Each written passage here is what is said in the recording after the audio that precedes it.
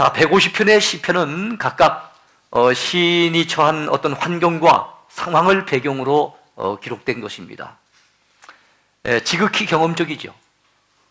그들이 처한 어려운 환경, 위태로운 상황과 관련해서 그들이 경험하는 환난에 대한 경험, 그 속에서의 간절한 하나님 앞에 부르짖는 기도, 또 하나님이 역사하셔서 친히 하나님이 구원해 주시는 손길에 대한 체험, 또 이 구원의 손길을 체험하고 보니 너무 감격스러워서 쏟아내는 감사와 찬양, 이런 것들로 어우러진 것이 바로 시편입니다.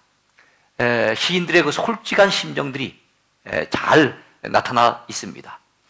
근데 시편의 이 표현들을 이렇게 보면은요, 냉탕과 온탕을 오가는 것처럼 그 상황이 상반된 상황이 자주 표출되고 있는 것을 알 수가 있습니다. 그들의 시 속에는 환난과 근심이 있는가 하면은 회복과 찬양도 있습니다. 낙심과 좌절이 있는가 하면은 구원과 승리의 개가도 나타나고 있습니다. 번민과 회의가 있는가 하면은 기도와 확신도 나타나 있습니다. 슬픔과 비탄에 잠겨 있다가도 기쁨과 감격의 환호성을 내지르는 그런 장면들이 소개되고 있는 것입니다. 자, 그들이 경험하는 내용, 그들이 경험했던 내용을 표현하는 방식들을 가만히 보면은 오늘날 이 시대에 이 땅을 살아가고 있는 우리들이 경험하고 있는 희노애락과 너무나도 닮았다는 거지요. 참 비슷하다. 너무나도 동일하다. 이런 느낌을 받을 때가 많이 있습니다. 왜 그럴까요? 그것은 비록 시편 기자들이 살았던 시대와 지리적인 무대는 오늘 이 시대를 살고 있는 우리들과는 분명히 다르지만은, 그러나 여러분, 그들이 겪은 희노애락, 그들이 겪었던 여러 가지 애환들은 여러분, 오늘 이 시대를 살고 있는 우리들 역시도 경험하는 내용들이거든요. 그들이 당하는 환난, 그들이 겪는 시험, 오늘 우리 이 시대를 사는 우리들도 경험하고 있습니다. 또 그들 가운데 구원의 손길을 뻗쳐주신 하나님은 세월이 흘러갔지만은 여전히 오늘도 우리 가운데 살아서 동일하게 역사하시는 하나님이시기 때문에 그렇습니다. 사람이 사는 곳이라면 어디든지 문제가 있기 마련이며, 또한 하나님을 믿고 바라보고 의지하는 자에게 하나님은 시공간을 초월하여 다가오십니다. 만져주시고 도와주십니다.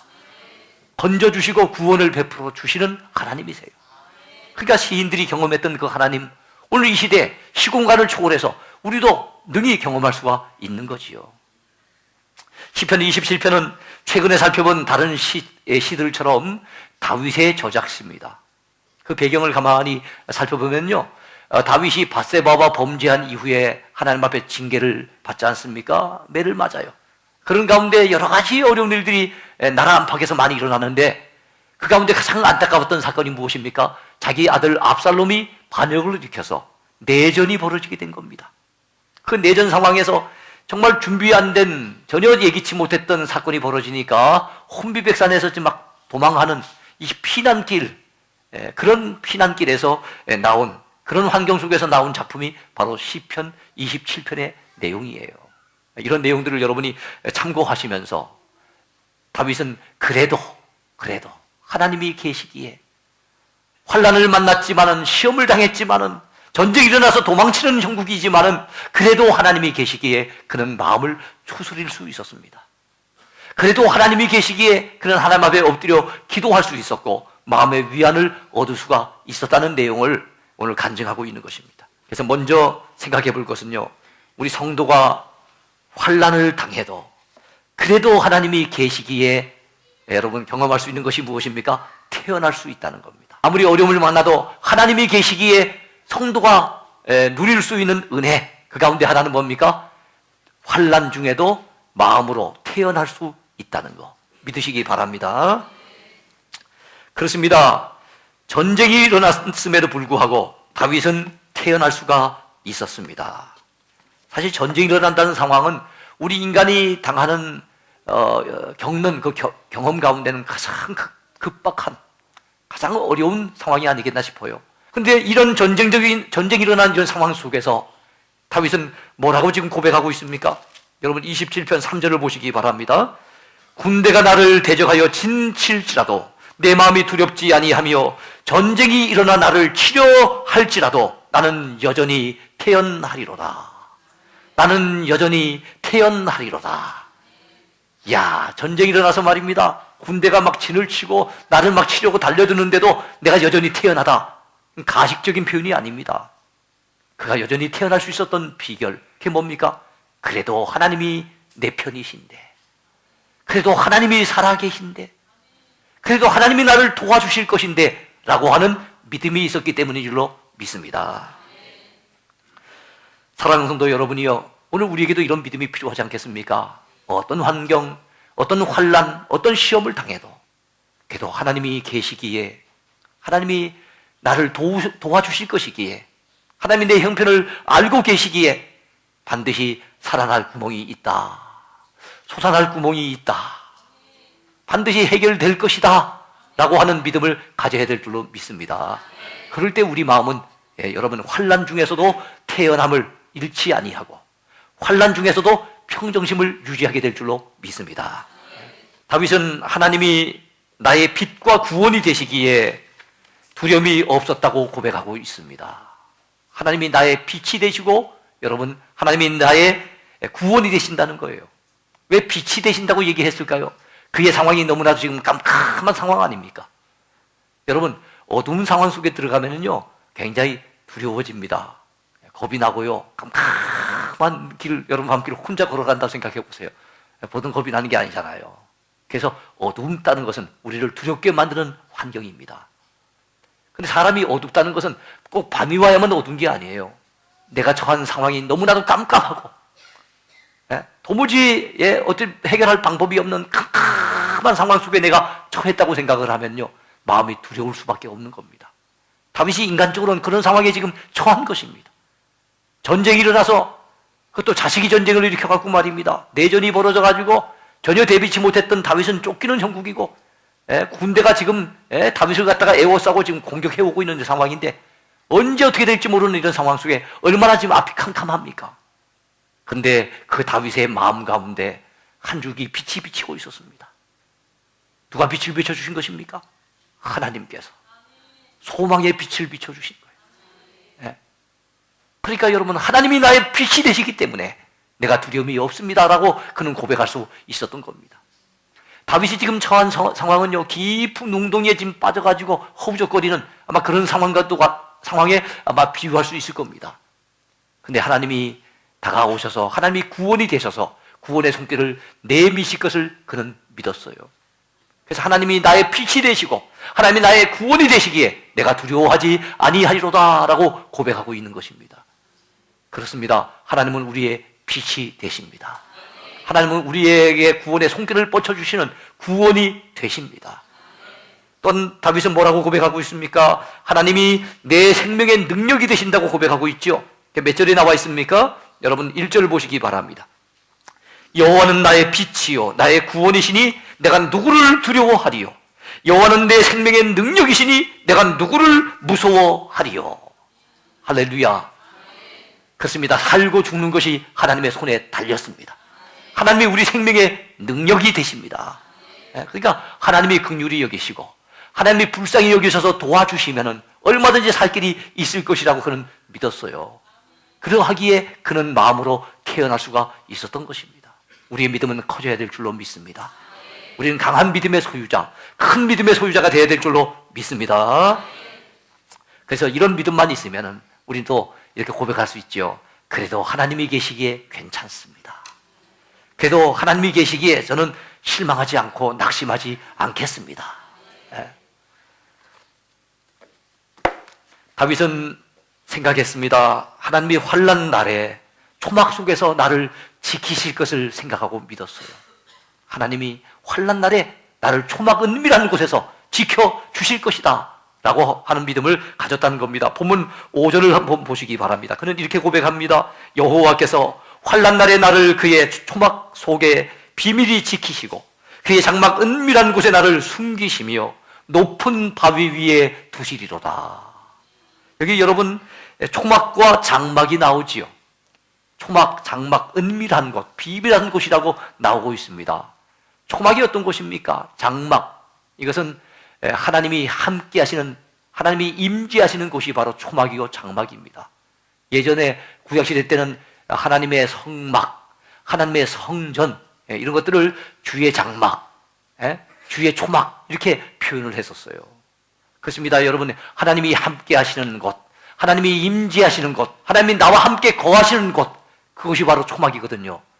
근데 그것이 하나님의 성전만, 하나님의 교회만이 하나님의 초막이라고 생각을 했는데, 지금 피난길에 오른 다윗, 그죠? 도망자 신세가 되어져서 지금 혼비백산 도망해야 되는 이런 상황 속에서도 하나님이 그 초막 속에 나를 지키시고 그 은밀한 가운데 나를 돌보신다고 그런 믿은 거예요.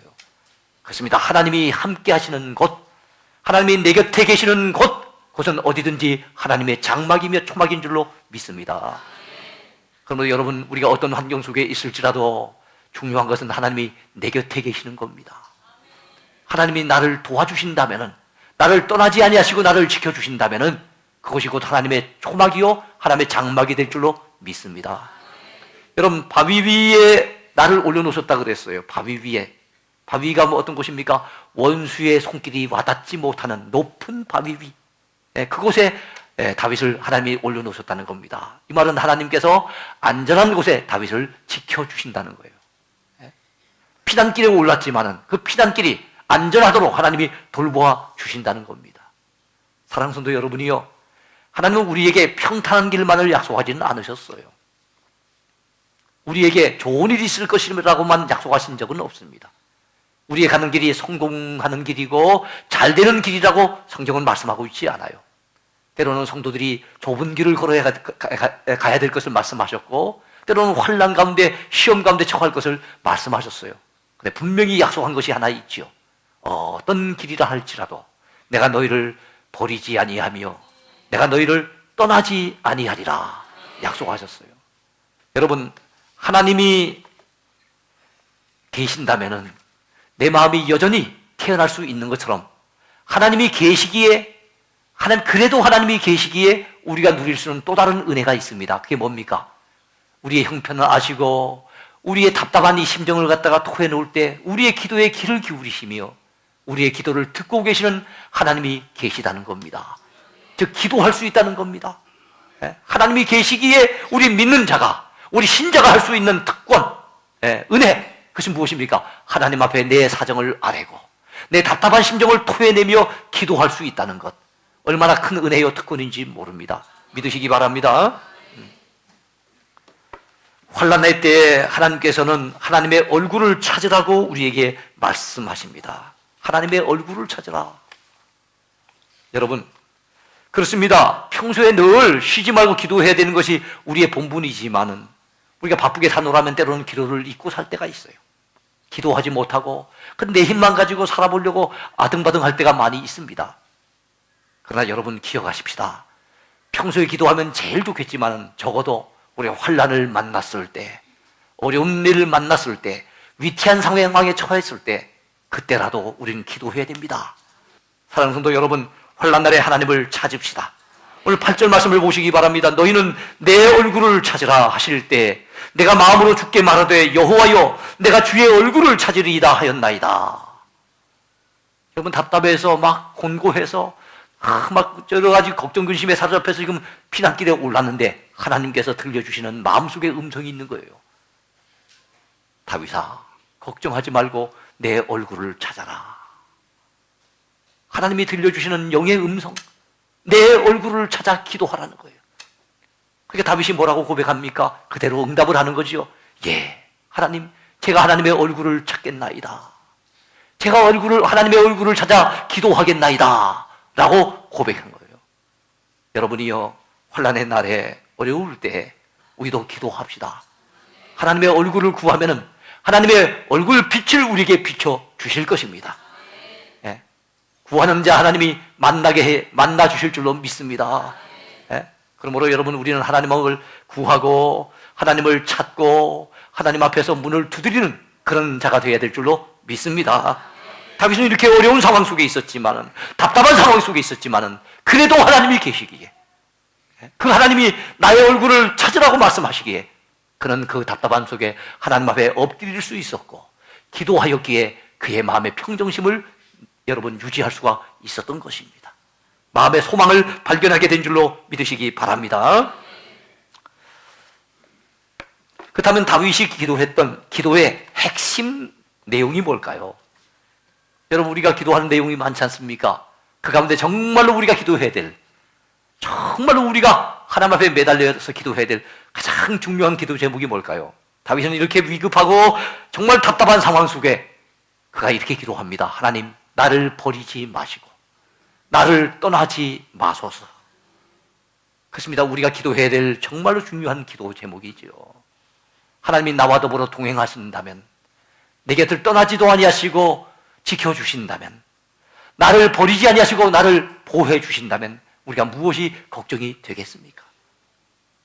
그래서 다윗은 이 사실을 너무나도 잘 알았기에 하나님 9절에서 말씀하고 있는 거예요. 주의 얼굴을 내게서 숨기지 마시고 주의 종을 놓아여 버리지 마소서. 주는 나의 도움이 되셨나이다. 나의 구원의 하나님이시여 나를 버리지 마시고 떠나지 마소서. 하나님의 얼굴을 구하라고 하나님이 말씀하셨을 때 하나님의 얼굴을 찾아 지금 기도하고 있는 다윗, 그 다윗이 하나님, 내가 하나님의 얼굴을 구할 때 내게서 그 얼굴을 숨기지 말아주세요. 나를 버리지도 마시고 나를 떠나지도 말아달라고 그는 애타게 간구하고 있는 거예요. 왜 그랬을까요? 다윗은 보았습니다. 분명히 목도했습니다. 하나님을 떠난 사울이라고 하는 인생이 얼마나 그 끝이 비참하게 되는지를. 하나님을 떠나는 것은, 하나님이 내 곁을 떠나신다는 건 상상도 할 수 없고 그것은 비극 중에 비극이요 불행 중에 불행이거든요. 이것을 알았기에 다윗은 나를 떠나지 말아달라고. 하나님 떠나면 아무것도 아니지요. 성령께서 우리를 떠나버리시면 그 영혼은 버려진 채 정말 불쌍한 영혼, 비참한 영혼이 되고 마는 겁니다. 사울왕이 그런 사람이었고, 참으로 악한 자들 가운데는 그런 자들이 많이 있었잖아요. 다윗은 이 사실을 너무나도 잘 알고 있었기에 하나님, 나를 버리지 마시고 나를 떠나지 말아주세요 라고 고백하고 있는 것입니다. 여러분, 부모는 나를 버려도 하나님은 영접하실 것을 다윗은 믿었습니다. 부모가 나를 버린다, 이게 무슨 뜻일까요? 자식 버리는 부모가 아주 독한 부모가 간혹 있긴 하지요. 그러나 일반적으로 봤을 때 자식 버리는 부모는 없습니다. 드뭅니다. 근데 부모가 나를 버렸다, 이게 무슨 뜻이? 다윗의 부모가 다윗을 버린 것일까요? 여러분, 부모라고 하는 존재는 우리가 항상 믿고 의지하고 바라보고 기댈 수 있는 존재입니다. 힘들고 답답할 때도 가서 엄마, 이게 내가 이런 어려움이 있고 아버지, 나를 이 좀 도와주시고. 부모라고 하는 존재는 자식이 항상 가서 믿고 의지하고 기댈 수 있는 존재가 부모라고 하는 존재입니다. 그런데 그 좋은 부모, 이 자식을 사랑하는 그 좋은 부모가 늘 우리 곁에 있는 것은 아니에요. 영원히 우리 곁에 있는 것은 아닙니다. 부모가 자식을 버리고 어쩔 수 없이 떠나야 할 때가 옵니다. 그것은 바로 죽음의 때지요. 죽음이 부모와 자식을 갈라놓으면요, 부모도 어쩔 수 없이 자식을 버려두고 떠나가야 되는 것입니다. 그러면 여러분, 내게 힘이 되어주고 내가 힘들 때마다 찾아가서 정말 기댈 수 있었던 언덕이었던 이 부모가 영원히 내 곁에 있어주지 못한다는 것을 지금 다윗은 고백하는 겁니다. 부모는 나를 버렸으나 그럼에도 불구하고 하나님은 나를 영접해 주실 것이라고 기대하고 있는 다윗입니다. 사랑하는 성도 여러분이요, 하나님이 우리의 기댈 언덕이 되십니다. 우리가 믿고 의지하고 바라볼 뿐, 그 영원하게 우리가 정말로 기댈 수 있는 분은 하나님밖에 없다는 사실을 믿으시기 바랍니다. 심지어는 부모가 나를 버리고 떠난다 할지라도 나를 떠나지 아니하시고 내 곁에서 나를 도와주실 분이 바로 하나님이세요. 그러니까 그 하나님께 대한 믿음 변하면 안 됩니다. 이 믿음 저버리면 안 됩니다. 이 믿음 놓쳐버리면 안 됩니다. 우리에게 정말로 중요한 것은 하나님을 붙드는 하나님께 대한 믿음이에요. 성도는 어떤 환경, 어떤 순간에서도 이 믿음 놓치지 말아야 될 줄로 믿습니다. 우리가 귀인들을 의지하겠습니까? 힘 있는 인생을 의지하겠습니까? 호흡이 끊어지면 그들의 생각, 그들의 계획들이 다 사라지는 그들을 우리가 의지할까요? 아니지요. 야곱의 하나님을 자기의 도움으로 삼으며 여호와 자기 하나님에게 자기의 소망을 두는 자는 복이 있도다 그랬습니다. 그래요, 우리는 하나님께 소망을 둬야 됩니다. 우리 하나님만을 바라보고 의지해야 되겠습니다. 이런 자가 복 있는 자입니다. 이런 복을 여러분들이 누릴 수 있게 되기를 바랍니다. 오늘 이제 말씀을 맺으려고 합니다. 다윗은 도망을 가면서 피난길에 올라서 힘겹게 이 피난길을 걸어가면서 그는 이런 마음에 소망을 간직합니다. 그래, 하나님이 지금은 내가 지금 이런 환난 가운데 있지만은 하나님이 그 선하심을 내 앞에 나타나실 때가 올 거야. 하나님이 결국에는 그 선한 결말을 내게 허락해 주실 거야. 지금은 과정 속에 있지만은 이 과정이 끝이 아니니까 끝에 가면 하나님이 좋은 날을 분명히 주실 거야 라고 하는 믿음과 소망을 그는 간직하고 있었던 겁니다. 그래서 다윗은 13절에서 이렇게 확신에 찬 고백을 합니다. 내가 산자들의 땅에서 여호와의 선하심을 보게 될 줄 확실히 믿었도다. 그가 생명 떠나서 죽어서 죽은 자들의 땅에 가서 뭐 하나님을 뵙고 이게 아니고 내가 산자들의 땅에서 하나님이 나를 살려주셔서 산자들의 땅에서 하나님의 선하심을 보게 될 줄 확실히 믿었도다라고 얘기합니다. 성도들이요, 여러분들이 지금 바라보고 있는 환경 참 너무 어려운 환경이십니까?